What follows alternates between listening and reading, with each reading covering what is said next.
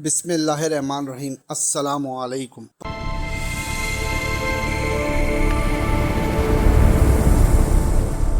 پرواز ڈائجسٹ کے معزز سامعین کے لیے پیش خدمت ہے پراسرار سچی واقعاتی کہانی سلسلہ نمبر 2۔ معزز سامعین، آج کی کہانی کا نام ہے آئینہ۔ واقعہ سنانے والے کا دعویٰ ہے یہ واقعہ حرف بحرف سچا ہے۔ چند روز پہلے کی بات ہے، تقریباً دوپہر کے 2 بجے تھے۔ میں کراچی کے کیفری سینما کے سامنے کھڑا تھا جو اب بند ہو چکا ہے۔ گرمی بہت زیادہ تھی، اس لیے میں نے ایک رکشے والے کو ہاتھ دیا۔ کرایہ طے ہو جانے کے بعد میں اس کے رکشے میں بیٹھ گیا۔ رکشہ چلانے والے کی عمر تقریباً 45 سال تھی۔ سفر کافی لمبا تھا، اس لیے راستے میں ہی بات چیت شروع ہو گئی۔ باتوں ہی باتوں میں اس نے اپنا نام جنید بتایا۔ کچھ دیر بعد جنید بولا، بھائی جان، میں آپ کو ایک ایسا واقعہ سنانا چاہتا ہوں جو میرے ساتھ سن 2014 میں پیش آیا۔ آج بھی وہ دن جب یاد آتا ہے تو دل کانپ اٹھتا ہے۔ میں نے کہا، ضرور سنائیں۔ جنید نے جو کچھ مجھے سنایا تو آئیے سنتے ہیں آئینے کی یہ سچی، پراسرار اور رونگٹے کھڑے کر دینے والی داستان جنید کی ہی زبانی۔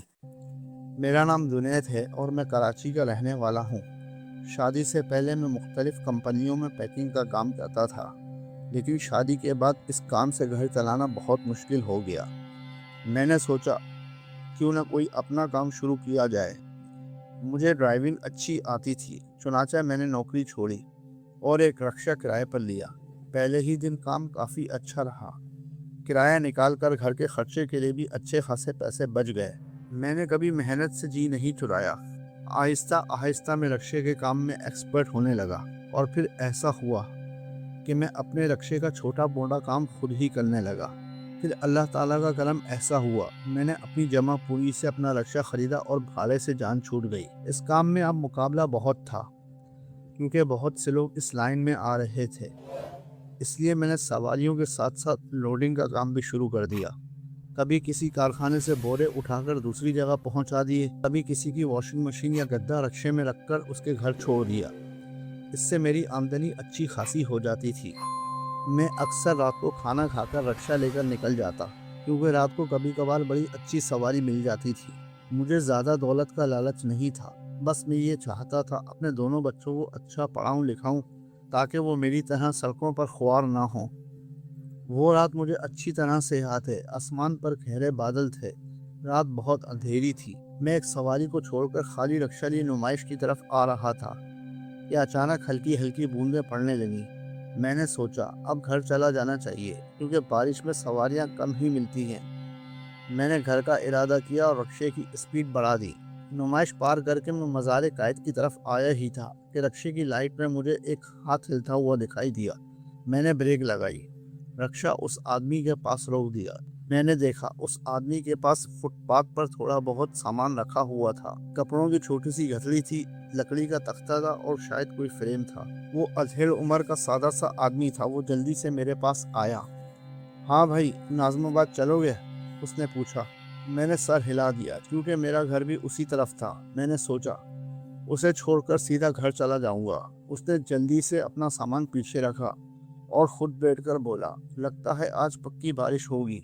ہاں، لگتا تو یہی ہے، میں نے جواب دیا، لیکن کراچی کے موسم کا کوئی پتہ نہیں چلتا۔ ابھی ہب سے تو ابھی ہوا چل جائے گی اور بادل اڑ جائیں گے۔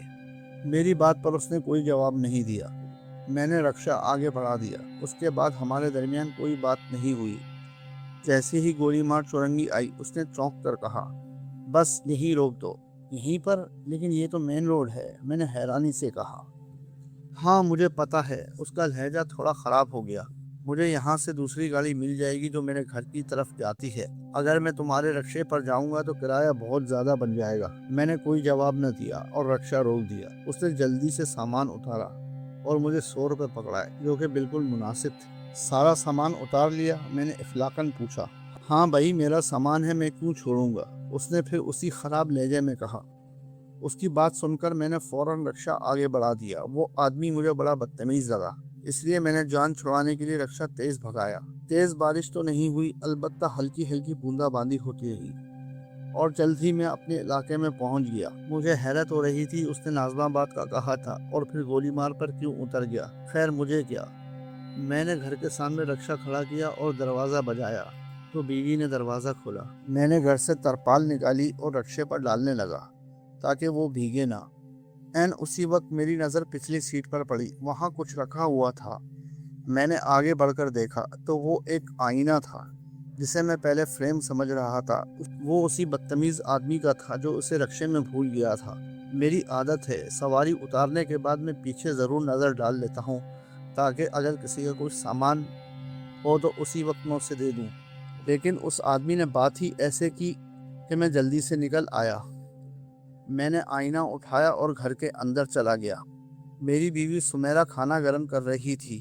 دونوں بچے سو چکے تھے کیونکہ انہیں صبح اسکول جانا تھا۔ میں نے آئینے کو غور سے دیکھا۔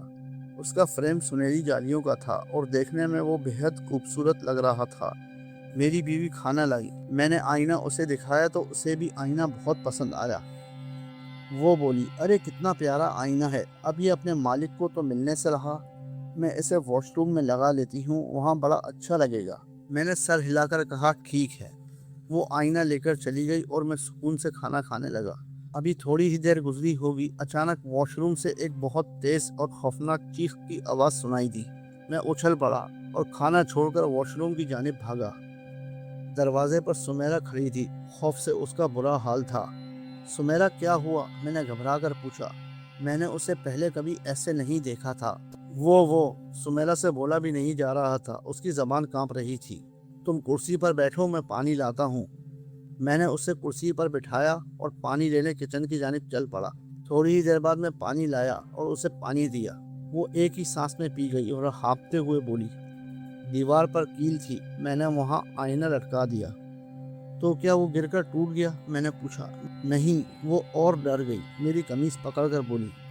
جیسے ہی میں نے آئینہ دیکھا، مجھے اپنے چہرے کے ساتھ ایک چہرہ اور نظر آیا جو کہ بہت خوفناک تھا، کسی مرد کا چہرہ، جلا ہوا اور بہت بھیانک۔ وہ مجھے گھور رہا تھا۔ میں نے اسے تسلی دی اور خود واش روم کی طرف گیا۔ باہر بوندا باندی کی آواز آ رہی تھی۔ میں نے دروازہ کھولا۔ اندر سنہری فریم والا آئینہ دیوار پر لٹکا ہوا تھا اور بلب کی پیلی روشنی اس پر پڑ رہی تھی۔ میں نے ایک گہرا سانس لیا اور آئینے کے سامنے کھڑا ہو گیا۔ میں نے غور سے دیکھا، آئینے میں مجھے اپنے عکس کے سوا کوئی اور عکس نظر نہیں آیا۔ میں نے سوچا رات کے اندھیرے اور تھکن کی وجہ سے سمیرہ کو وہم ہوا ہے۔ باہر آ کر سمیرہ سے کہا، کچھ بھی تو نہیں ہے وہاں؟ آئینہ بالکل ٹھیک ہے، تم بس ڈر گئی ہو، آرام کرو، سب ٹھیک ہو جائے گا۔ میری بات سن کر وہ خاموش ہو گئی۔ میں نے سوچا تھا سب ٹھیک ہو جائے گا، لیکن اصل مصیبت تو اب شروع ہونی تھی۔ اس رات کے بعد سے سمیرہ کا سکون چھن گیا۔ وہ آئینہ گھر کے واش روم میں ہی لگا رہا، اس کے ساتھ ہی وہ خوفناک سایہ بھی ہمارے گھر کا حصہ بن گیا۔ میری بیوی راتوں کو اکثر ڈر کر اٹھ بیٹھتی، اس کا پورا جسم پسینے سے گیلا ہوتا۔ وہ کمرے کے کونوں کو دیکھ کر کہتی، وہ پھر آیا تھا جنید، وہیں کھڑا تھا۔ شروع میں مجھے اس کی بات کا یقین نہیں آیا، لیکن سمیرہ کے ساتھ ہونے والے واقعات روز بروز خطرناک ہوتے گئے۔ اس ہولناک سائے کا اثر میرے معصوم بچوں تک بھی پہنچ گیا۔ چند ہی دنوں میں گھر کا ماحول ایسا ہو گیا کہ بچوں نے صحن میں اکیلے کھیلنا چھوڑ دیا۔ ایک شام میرا 8 سالہ زاہد اچانک لاؤنج سے بھاگتا ہوا کمرے میں آیا اور میری قمیص پکڑ کر رونے لگا۔ اس کا پورا جسم کانپ رہا تھا۔ جب میں نے اس سے پوچھا کیا ہوا تو وہ روتے ہوئے بولا، پاپا کچن کے پاس کوئی کھڑا ہے جس کا چہرہ بہت ڈرونا ہے۔ اپنے بیٹی کی بات سن کر میں اٹھ کھڑا ہوا، کچن کی جانب جا کر دیکھا، لیکن وہاں کوئی نہیں تھا۔ لیکن میرا بیٹا بار بار مجھ سے کہتا، پاپا وہاں کوئی کھڑا ہے جو کہ بہت ہی ڈرونا ہے اور مجھے دیکھ کر ہنس رہا ہے۔ اپنے معصوم بیٹے کی بات سن کر میں چونک جاتا۔ میرے پاس اپنے معصوم بیٹے کو سوائے تسلی دینے کے اور کچھ نہ ہوتا۔ اب تو یہ آئے دن ہونے لگا۔ میرے بچے آس پاس کسی کی موجودگی کو محسوس کرتے اور مجھے بتاتے۔ اب تو ان کی راتوں کی نیندیں بھی اڑ گئی۔ وہ راتوں کو اچانک لڑ کر اٹھ جاتے اور کہتے، پاپا ہمارے بستر کے پاس کھڑا کوئی ہمیں گھور رہا ہے۔ اب تو مجھے بھی ایسا محسوس ہونے لگا جیسے گھر میں کوئی ہے۔ کسی کی موجودگی کا احساس مجھے بھی ہونے لگا تھا، لیکن میرے پاس کوئی ثبوت نہیں تھا۔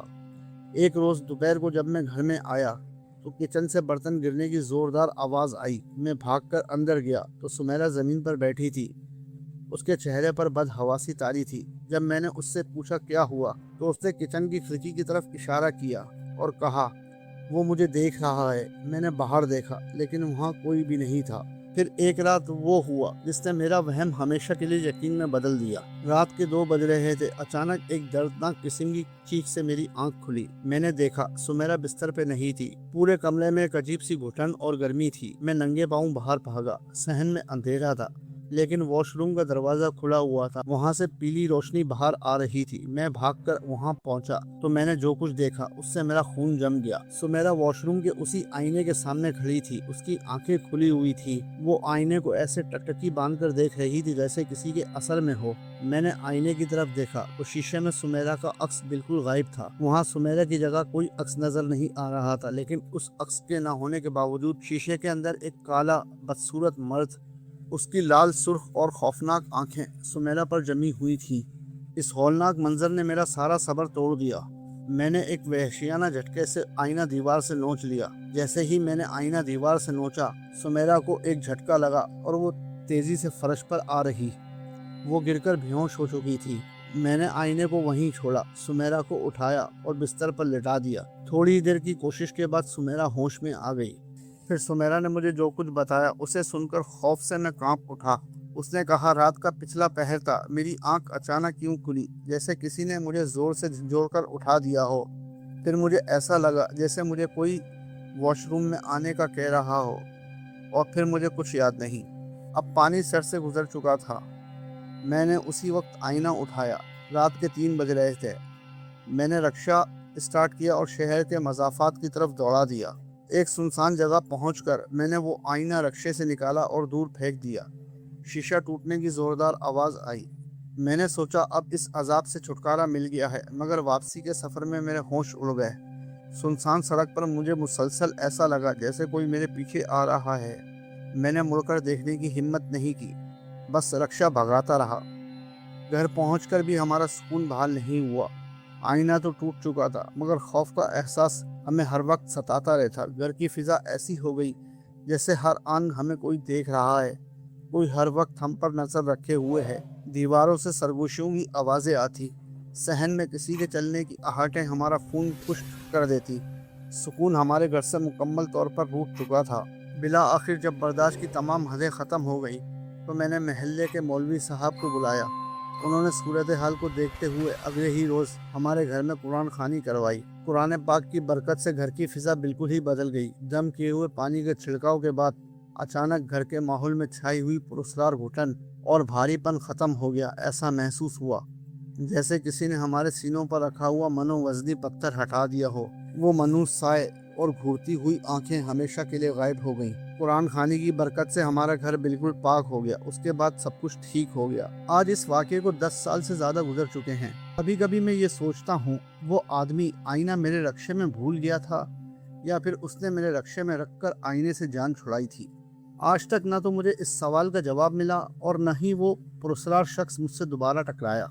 معزز سامعین، اگر آپ کے ساتھ کبھی کوئی خوفناک، سچا یا عجیب و غریب واقعہ پیش آیا ہے تو ہمیں ضرور لکھیں۔ آپ کی کہانی ہمارے ای میل پر بھیج سکتے ہیں۔ اگر آپ کی بھیجی ہوئی کہانی منفرد اور دلچسپ ہوئی تو ہم اسے آپ کے نام کے ساتھ، یا اگر آپ چاہیں تو آپ کی شناخت پوشیدہ رکھتے ہوئے پرواز ڈائجسٹ پر ضرور پیش کریں گے۔